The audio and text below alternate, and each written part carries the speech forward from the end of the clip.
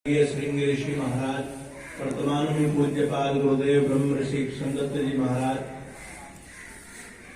मध्यकाल में आतताइयों को नष्ट करने वाले, वैदिक पताका को, वैदिक संस्कृति को पुनर्जीवित करने वाले पूज्यपाद गुरुदेव स्वामी दयानंद जी महाराज, सभी ऋषि मुनियों के शुभ आशीर्वाद से यह यज्ञ निर्विघ्न रूप से संपन्न हो गया है। अब यज्ञ की अंतिम कड़ी शेष है आशीर्वाद की। वैसे तो आज के यजमान पूज्य गुरुदेव विश्वविद्यालय के प्रधानाचार्य, मेरी इतनी सामर्थ्य नहीं है कि मैं उनके लिए आशीर्वाद दूं, शुभकामना दूंगा। और उनका जीवन पूज्य गुरुदेव, उनके परिवार का जीवन पूज्यपाद गुरुदेव से प्रभावित रहा है।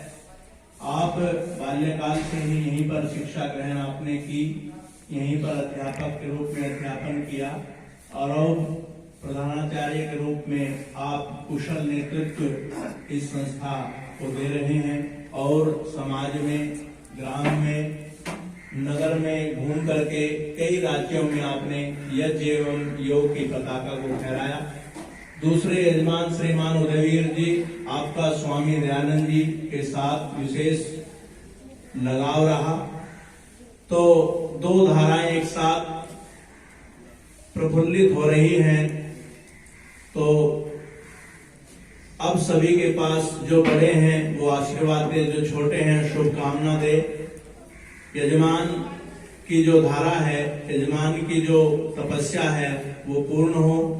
राष्ट्र राम के काल में भगवान राम की जो एक योजना थी, भगवान राम वैदिक संस्कृति के उपासक थे, आतताइयों को उन्होंने नष्ट किया और उनके बहुत से संस्मरण प्राप्त होते हैं।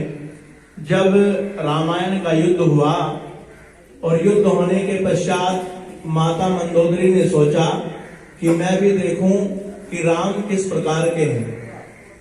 रावण को उन्होंने युद्ध भूमि में परास्त किया।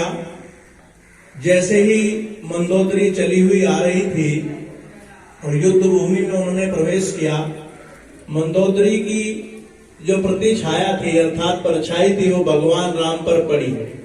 भगवान राम पर जैसे ही पड़ती है तो भगवान राम अपने आप को वहां से छाया से हटा लेते हैं और कहते हैं कि माता आप कौन हो।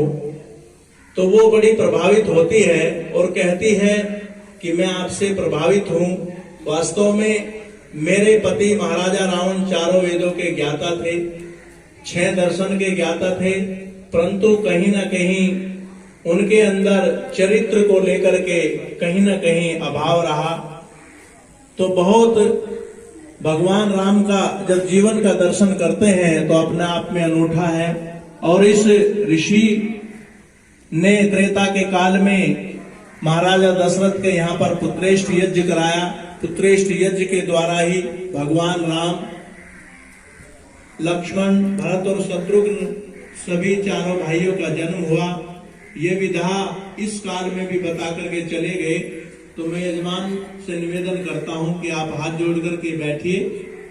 सभी अपना दाहिना हाथ इनकी ओर करेंगे, मेरे साथ बोलिए, ओम सत्याः सन्तु यजमानानां कामः, ओम सफला सन्तु यजमानानां कामः, ओम पूर्णाः सन्तु यजमानानां कामः, ओम सौभाग्यमस्तु, ओम शुभम भवतु, ओम सौभाग्यमस्तु, ओम शुभम भवतु। 3 बार स्वस्ति कहकर के इनके मंगलमय जीवन की कामना और सब प्रकार से इनकी उन्नति हो ऐसी प्रार्थना करेंगे। ओम स्वस्ति, ओम स्वस्ति, ओम स्वस्ति, ओम स्वस्ति न इंद्रो वृद्धश्रवाः, स्वस्ति न पूषा विश्ववेदाः, स्वस्ति नस्तार्क्ष्यो अरिष्टनेमि, स्वस्ति नो बृहस्पतिर्दधातु।